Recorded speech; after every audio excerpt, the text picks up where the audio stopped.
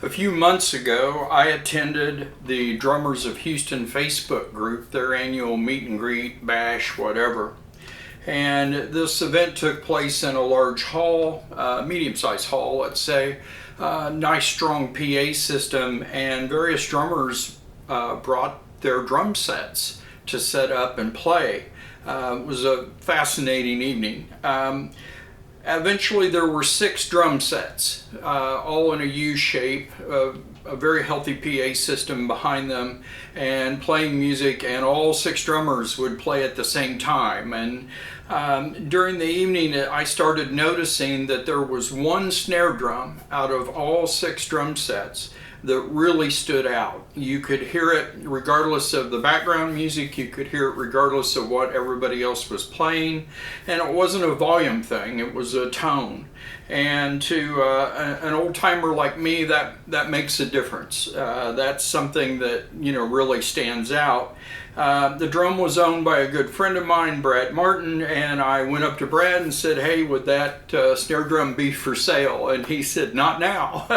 I wasn't the only one that had noticed how clean that particular instrument had cut through. So I ordered one, just like his, and this is that drum. It is a DW Collector Series. It is 3mm bronze, and it even says bronze inside on the tag, so I know I got the right drum. This is a rolled shell, 10 lugs, 6.5 by 14. It has the normal DW hardware, which is just always excellent. And I've had this snare now for just a few days, and this is the third combination of heads that I've tried on it. It's a little persnickety about what you put on it, but I think I've got it dialed in now. And I thought, since this drum over here, which is the new 50th anniversary Tama reissue of the Terminator, a Tama bell brass, this is a 3mm shell, 10 lugs, 6.5 by 14. They're both the same size, but this drum is a cast shell. And this drum right now is kind of, in the drumming communities online, is kind of the bee's knees, if you will. Everybody seems to be enthralled with this, and I'm very happy with this drum. The more I play it, the more and more I'm liking it. Anyway, I have tuned both drums identically as best I can. I have the internal muffler on just a little bit on the Tama. I have a single gel pack over here on the DW. I'm in a small room. These are notably loud metal drums. And I've done my best to adjust the snares equally. And so let's fire them up and give them a little ride, and we'll see what happens here.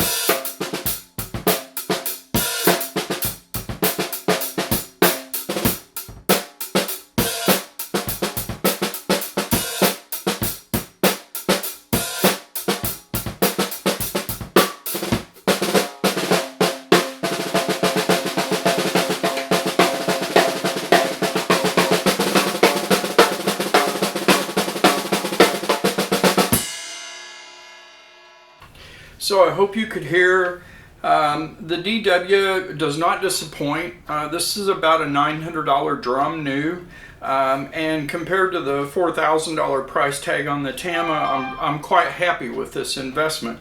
It is a little bit darker.